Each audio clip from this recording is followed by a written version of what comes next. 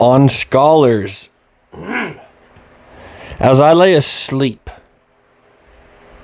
a sheep ate of the ivory wreath on my brow, ate and said, Zarathustra is no longer a scholar. Said it and strutted away proudly. A child told it to me. I like to lie here where the children play, beside the broken wall, among thistles and red poppies. I am still a scholar to the children, and also to the thistles and red poppies.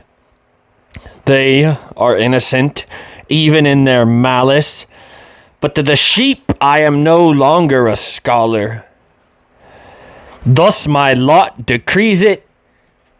Bless it. For this be the truth. I have moved from the house of the scholars, and I even banged the door behind me. My soul sat hungry at their table too long. I am not, like them, trained to pursue knowledge as if it were nut-cracking. I love freedom and the air over the fresh earth. Rather I would sleep on ox hides than on their decorums and respectabilities.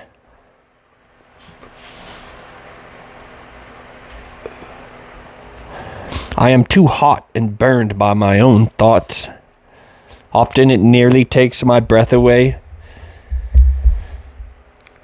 Then I must go out into the open and away from all the dusty rooms. But they sit cool in the cool shade, and everything they want to be mere spectators. And they beware of sitting where the sun burns on the steps, like those who stand in the street and gape at the people who pass by. They too wait and gape at thoughts that others have thought. If you seize them with your hands, they raise a cloud of dust like flour bags, involuntarily. But who could guess that their dust comes from grain and from the yellow delight of summer fields? When they pose as wise, their little epigrams and truths chill me. Their wisdom often has an odor as if it came from the swamps, and verily, I have also heard frogs croak out of it. They are skillful and have clever fingers. Why would my simplicity want to be near their multiplicity?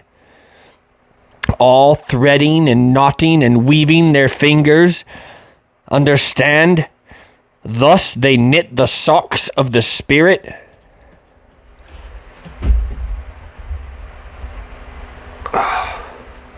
They are good clockworks, but take care to wind them correctly. Then they indicate the hour without fail and make a modest noise. They work like mills and like stamps. Throw down your seed corn to them, and they will know how to grind it small and reduce it to white dust.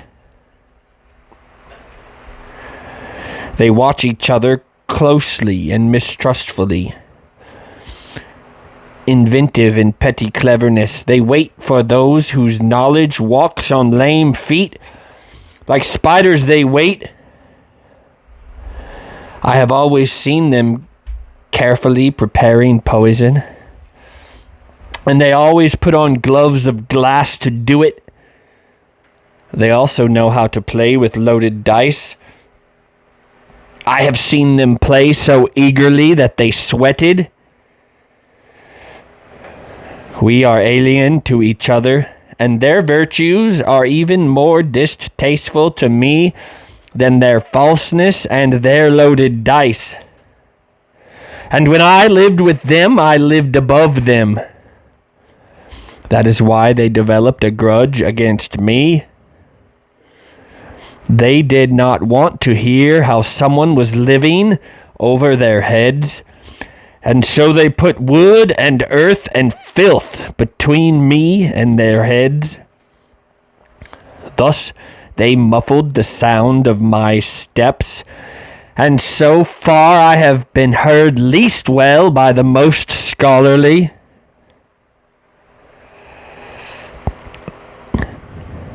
Between themselves and me they laid all faults and weaknesses. False ceilings they call them in our houses, and yet I live over their heads with my thoughts, and even if I wanted to walk upon my own mistakes, I would still be over their heads. For men are not equal. Thus speaks justice. And what I want, they would have no right to want. Thus spoke Zarathustra.